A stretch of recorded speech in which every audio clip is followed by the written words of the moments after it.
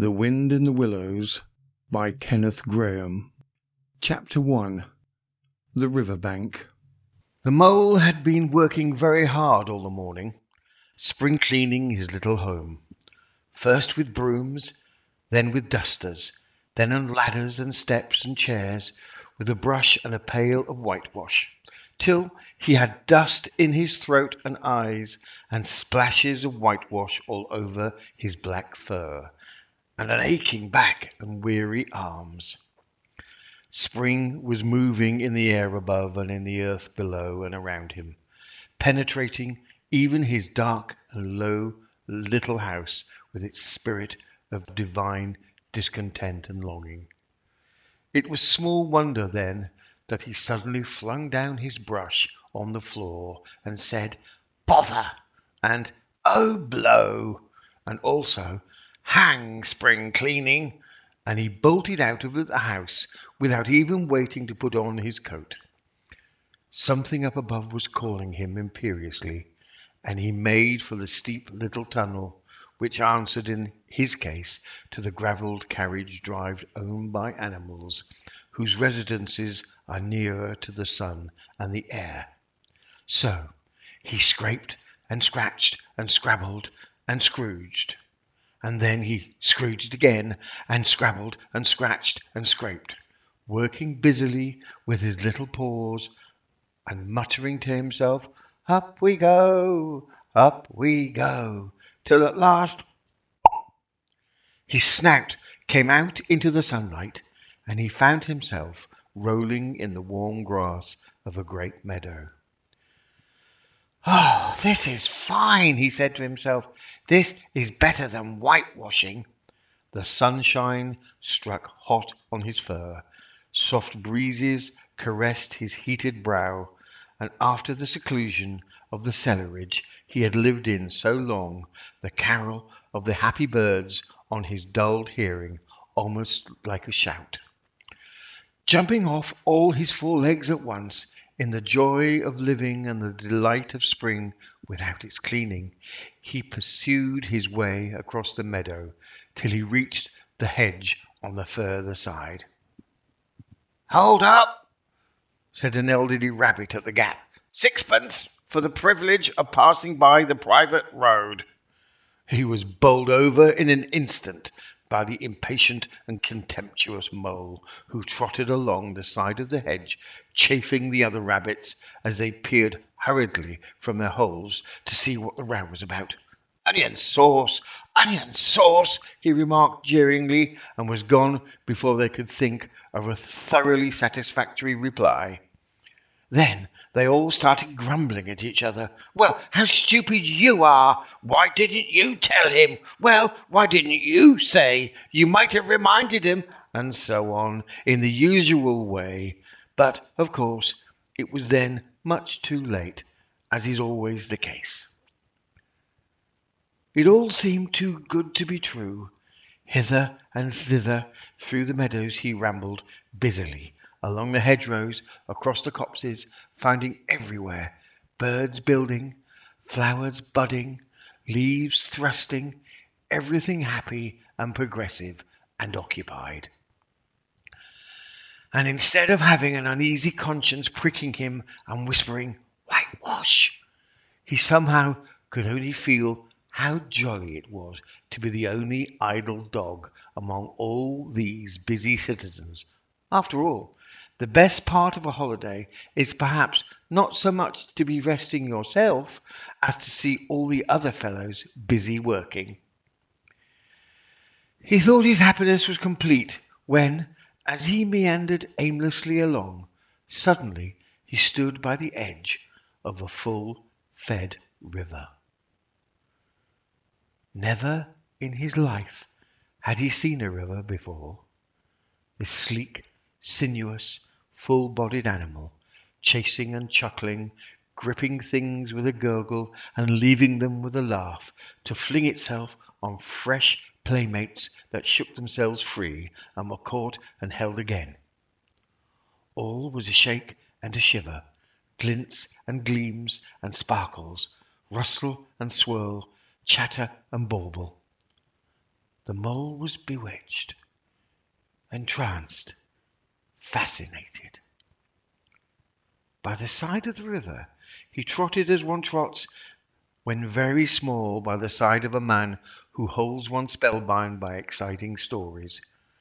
And when tired at last, he sat on the bank while the river still chattered on to him, a babbling procession of the best stories in the world, sent from the heart of the earth to be told at last to the insatiable sea. As he sat on the grass and looked across the river, a dark hole in the bank opposite, just above the water's edge, caught his eye, and dreamily he fell to considering what a nice, snug dwelling-place it would make for an animal with few wants and a fond of a bijou riverside residence, above flood level and remote from noise and dust. As he gazed, something bright and small seemed to twinkle down in the heart of it, vanished, then twinkled once more like a tiny star. But it could hardly be a star in such an unlikely situation, and it was too glittering and small for a glowworm. Then, as he looked, it winked at him, and so declared itself to be an eye, and a small face began gradually to grow up around it, like a frame round a picture. A little brown face with whiskers, a grave round face with the same twinkle in its eye that had first attracted his notice, small neat ears and thick silky hair. It was the water rat. Then the two animals stood and regarded each other cautiously. "Hello, Mole," said the water rat. "Hello, Rat," said the Mole. "Would you like to come over?" inquired the Rat presently. "Oh, it's all very well to talk," said the Mole rather pettishly, he being new to a river and riverside life and its ways. The Rat said nothing, but stooped and unfastened a rope and hauled on it, and lightly stepped into a little boat which the Mole had not observed. It was painted blue outside and white within, and was just the size for two animals, and the Mole's whole heart went out to it at once, even although he didn't fully understand its uses. The Rat sculled smartly across and made fast. Then he held up his forepaw as the Mole stepped gingerly down. "Lean on that," he said. "Now then, step lively." And the Mole, to his surprise and rapture, found himself actually seated in the stern of a real boat. "This has been a wonderful day," said he, as the Rat shoved off and took to the sculls again. "Do you know, I've never been in a boat before in all my life." "What?" cried the Rat, open-mouthed. "Never been in a... You've never... Well, what have you been doing, then?" "Is it so nice as all that?"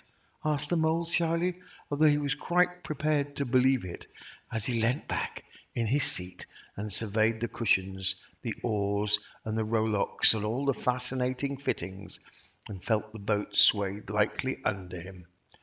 "Nice? It's the only thing," said the Water Rat solemnly, as he leant forward for his stroke. "Believe me, my young friend, there is nothing, absolutely nothing, half so much worth doing as simply and messing about in boats. Simply messing," he went on dreamily, "messing about in boats, messing—" "Look ahead, Rat!" cried the Mole suddenly, but it was too late. The boat struck the bank full tilt. The dreamer, the joyous oarsman, lay on his back at the bottom of the boat, his heels in the air. "About in boats, or with boats," the Rat went on composedly, picking himself up with a pleasant laugh, "or in or out of them, it doesn't matter. Nothing seemed really to matter. That's the charm of it, whether you get away or whether you don't, whether you arrive at your destination or whether you reach somewhere else. or whenever you even get anywhere at all. You're always busy, and you never do anything in particular, and when you've done it, there's always something else to do, and you can do it if you like, but you'd much better not. Look here. If you've really nothing else on hand this morning, suppose we drop down the river together and have a long day of it. The mole waggled his toes from sheer happiness, spread his chest with a sigh of full contentment, and leant back blissfully into the soft cushions. "What a day I'm having," he said. "Let us start at once." "Hold hard a minute," said the rat. He looped the painter through a ring in his landing stage, climbed up into his hole above, and after a short interval reappeared, staggering under a fat wicker luncheon basket. "Shove that under your feet," he observed to the mole as he passed it down into the boat. Then he untied the painter and took the sculls again. "What's inside it?" asked the mole, wriggling with curiosity. "Well, there's cold chicken inside it," replied the rat, briefly. "Cold tug, cold ham, cold beef, pickled gherkins, salad, French rolls, egg and cress sandwiches, potted meat, ginger beer, lemonade, soda water." "Oh, stop, stop!" cried the mole in ecstasy. "This is too much." "Do you really think so?" inquired the rat seriously. "It's only what I always take on these little excursions, and the other animals are always telling me that I'm a mean beast and cut it very fine." The mole never heard a word he was saying, absorbed in the new life he was entering upon. Intoxicated with the sparkle, the ripple, the scents, and the sound and the sunlight, he trailed a paw in the water and dreamed long waking dreams. The water rat, like the good little fellow he was, sculled steadily on and forbore to disturb him. "I like your clothes awfully, old chap," he remarked, after some half an hour or so had passed. "I'm going to get a black velvet smoking suit myself some day, as soon as I can afford it." "I beg your pardon," said the mole, pulling himself together with an effort. "You must think me very rude. But all this is so new to me. So, this is a river." "The river," corrected the rat. "And you really live by the river? What a jolly life!" "By it, and with it, and on it, and in it," said the rat. "It's brother and sister to me, and aunts, and company, and food, and drink, and, naturally, washing. It's my world, and I don't want any other. What it hasn't got is not worth having, and what it doesn't know is not worth knowing. Lord, the times we've had together, whether in winter or summer, spring or autumn. It's always got its fun and its excitements. When the floods are on in February and my cellars and basement are brimming with drink that's no good to me, and the brown water runs by my best bedroom window, or again when it all drops away and shows patches of mud that smell like plum cake, and the rushes and the weed clog the channels, and I can potter about dry shod over most of the bed and find fresh food to eat and things careless people have dropped out of boats. But isn't it a bit dull at times?" said the mole. "Just you and the river, and no one else to pass a word with?" "No one else? Well, I mustn't be too hard on you," said the rat with forbearance. "You're new to it, and of course you don't know. The bank is so crowded these days that many people are moving away altogether. Oh, no, it isn't what it used to be at all. Otters, kingfishers, dabchicks, moorhens, all of them about all day, always wanting you to do something, as if a fellow had no business of his own to attend to." "What lies over there?" asked the mole, waving a paw toward a backwood of woodland that darkly framed the water meadows on one side of the river. "That? Oh, that's just the wild wood," said the rat shortly. We don't go there very much, we riverbankers. Aren't they very nice people in there? Said the mole, a trifle nervously. Well, replied the rat, let me see. The squirrels are all right. And the rabbits, some of them, but rabbits are a mixed lot. And then there's Badger, of course. He lives right in the heart of it. Wouldn't live anywhere else either if you paid him to do it. Dear old Badger. Nobody interferes with him. Better not, he added significantly. Why, who should interfere with him? Asked the mole. Well, of course there are others, explained the rat in a hesitatingly sort of way. Weasels and stoats and foxes and so on. They're all right in a way. I'm very good friends with them. Past the time of day when we meet and all that, but they break out sometimes. There's no denying it. And then, well, you can't really trust them, and that's the fact. The mole knew well that it is quite against animal etiquette to dwell on possible trouble ahead, or even allude to it, so he dropped the subject. And beyond the wildwood again, he asked, where it's all blue and dim, and no one sees what may be hills, or perhaps they're maint, or something like the smoke of towns, or is it only cloud drift? Beyond the wildwood comes the wide world, said the rat. And that's something that doesn't matter, either to you or me. I've never been there, and I'm never going. Nor you either, if you've got any sense at all. Don't ever refer to it again, please. Now then, here's our backwater at last, where we're going to lunch. Leaving the main stream, they now passed into what seemed at first like a little landlocked lake. Green turf sloped down to either side. Brown, snaky tree roots gleamed below the surface of the quiet water, while ahead of them the silvery shoulder and foamy tumble of a weir, arm in arm with a reckless, dripping mill wheel that held up in its turn a grey-gabled mill-house, filled the air with a soothing murmur of sound, dull and smothery, yet with little clear voices speaking up cheerfully out of it at intervals. It was so very beautiful that the mole could only hold up both forepaws and gasp, "Oh my! Oh my! Oh my!" The rat brought the boat alongside the bank, made her fast, helped the still awkward mole safely ashore, and swung out the luncheon basket. The mole begged as a favour to be allowed to unpack it all by himself, and the rat was very pleased to indulge him, and to sprawl at full length on the grass and rest, while the excited friend shook out the tablecloth and spread it, took out all the mysterious packets one by one, and arranged their contents in due order, still gasping, "Oh my! Oh my!" at each fresh revelation.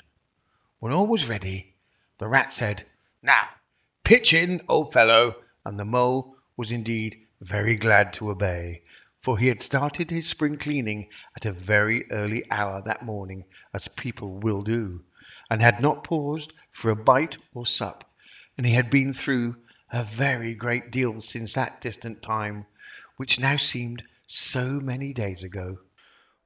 "What are you looking at?" said the rat presently, when the edge of their hunger was somewhat dulled, and the mole's eyes were able to wander off the tablecloth a little. "I am looking," said the mole, "at a streak of bubbles that I see travelling along the surface of the water. That is a thing that strikes me as funny." "Bubbles, oh!" said the rat, and cheerfully, in an inviting sort of way. A broad, glistening muzzle showed itself above the edge of the bank, and the otter hauled himself out and shook the water from his coat.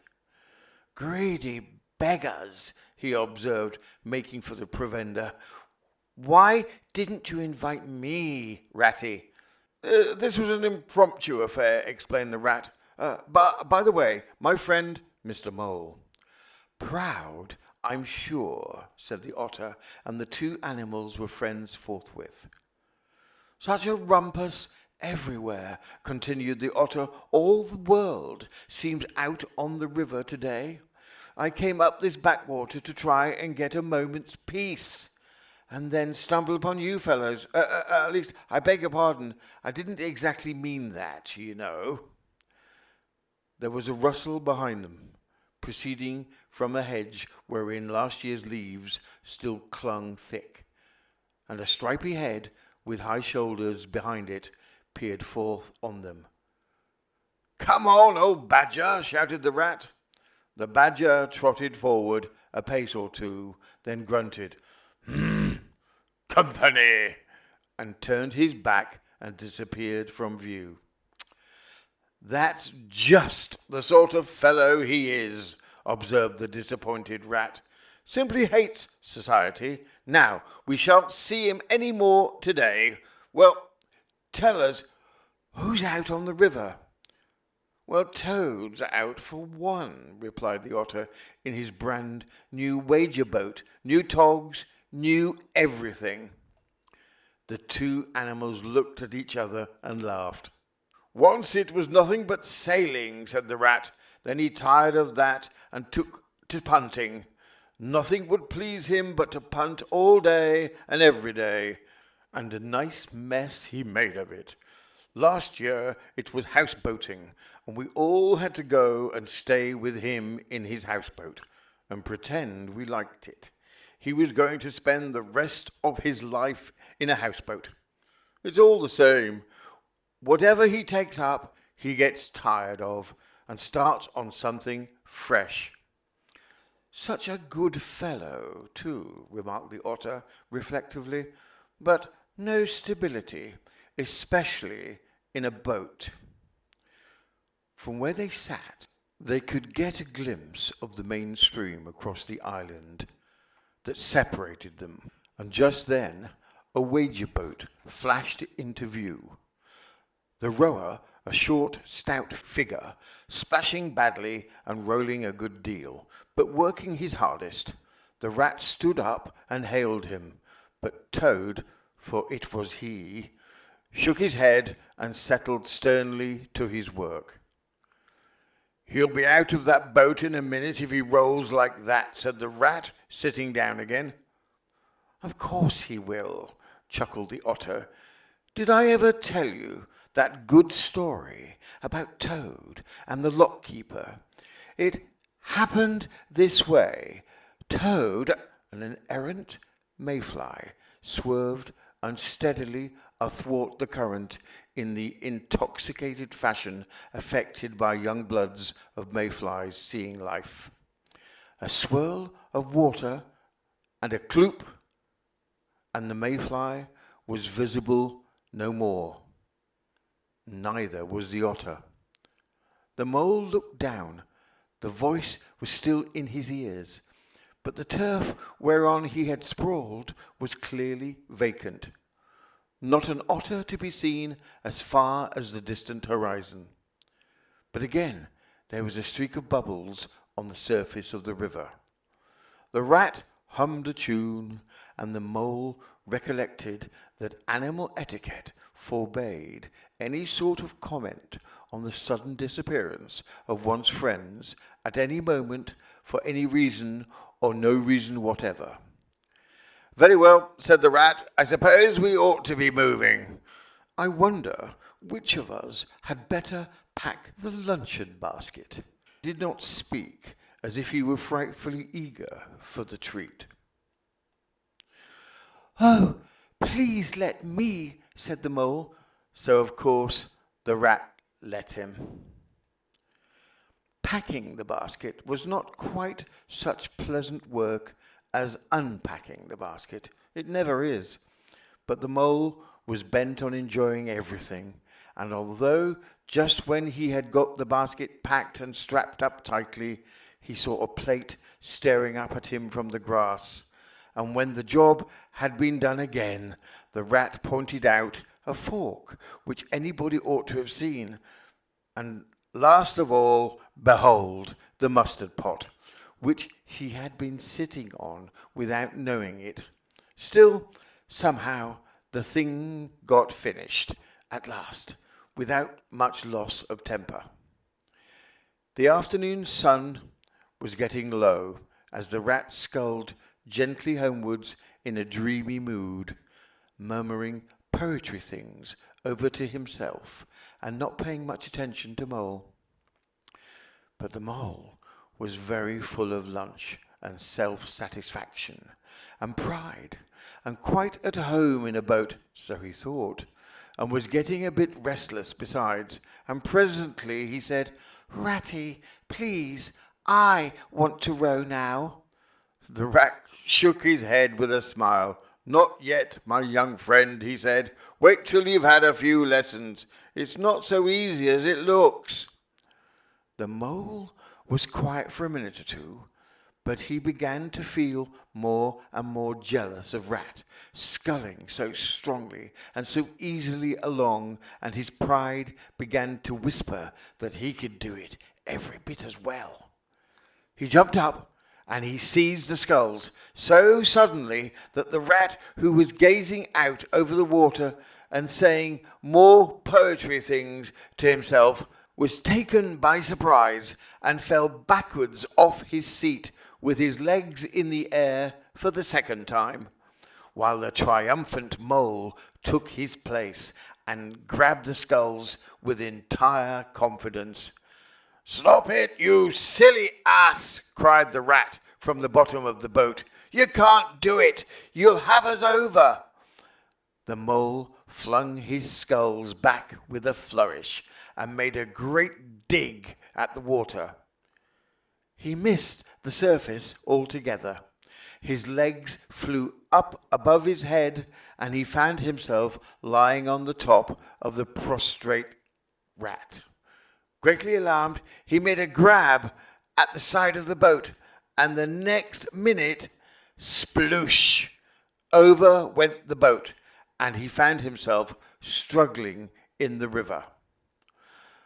Oh, my, how cold the water was, and oh, how very wet it felt, how it sang in his ears as he went down, down, down, how bright and welcome the sun looked as he rose to the surface, coughing and spluttering. How black was his despair when he felt himself sinking again. Then a firm paw gripped him by the back of his neck. It was the rat, and he was evidently laughing. The Mole could feel him laughing right down his arm and through his paw, and so into his, the Mole's, neck. The rat got hold of a skull and shoved it under the Mole's arm. Then he did the same by the other side of him, and swimming behind, propelled the helpless animal to shore, hauling him out and setting him down on the bank, a squashy, pulpy lump of misery. When the rat had rubbed him down a bit and wrung some of the wet out of him, he said, "Now then, old fellow, trot up and down the towing path as hard as you can, till you're warm and dry again, while I dive for the luncheon basket." So the dismal Mole, wet without and ashamed within, trotted about till he was fairly dry, while the rat plunged into the water again, recovered the boat, righted her, and made her fast, fetched his floating property to shore by degrees, and finally dived successfully for the luncheon basket and struggled to land with it. When all was ready for a start once more, the Mole, limp and dejected, took his seat in the stern of the boat, and as they set off, he said in a low voice, broken with emotion, "Ratty, my generous friend, I am very sorry indeed for my foolish and ungrateful conduct. My heart quite fails me when I think how I might have lost that beautiful luncheon basket.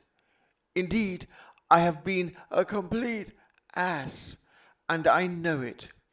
Will you overlook it at this once and forgive me and let things go on as before?" "That's all right, bless you," responded the rat cheerfully. "What's a little wet to a water rat? I'm more in the water than out of it most days. Don't you think any more about it, and look here, I really think you had better come and stop with me for a little time. It's very plain and rough, you know, not like Toad's house at all, but you haven't seen that yet. Still, I can make you comfortable, and I'll teach you to row and to swim, and you'll soon be as handy on the water as any of us." The mole was so touched by his kind manner of speaking that he could find no voice to answer him, and he had to brush away a tear or two with the back of his paw. But the rat kindly looked in another direction, and presently the mole's spirits revived again, and he was even able to give some straight-back talk to a couple of moorhens who were sniggering to each other about his bedraggled appearance. When they got home, the rat made a bright fire in the parlour and planted the mole in an armchair in front of it, having fetched down a dressing gown and slippers for him, and told him river stories till supper time. Very thrilling stories they were, too, to an earth-dwelling animal like mole. Stories about weirs and sudden floods and leaping pike and steamers that flung hard bottles, at least bottles were certainly flung from steamers, so presumably by them, and about herons and how particular they were, whom they spoke to, and about adventures down drains and night fishings with otter or excursions far afield with badger. Supper was a most cheerful meal, but very shortly afterwards a terribly sleepy mole had to be escorted upstairs by his considerate host to the best bedroom, where he soon laid his head on his pillow in great peace and contentment, knowing that his new-found friend, the river, was lapping the sill of his window. The day was only the first of many similar ones for the emancipated mole, each of them longer and full of interest as the ripening summer moved onward. He learnt to swim and to row, and he entered into the joy of running water, and with his ear to the reed stems he caught at intervals something of what the wind went whispering so constantly amongst them.